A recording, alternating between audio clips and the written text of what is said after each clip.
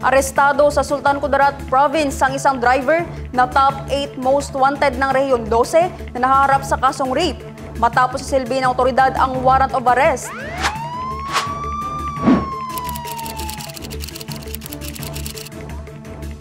Napasakamay ng otoridad ang isang alias Tata, 56 years old, driver at residente ng Purok Bagong Lipunan, Barangay Kenram, Isulan, Sultan Kudarat at 3 ng Marso.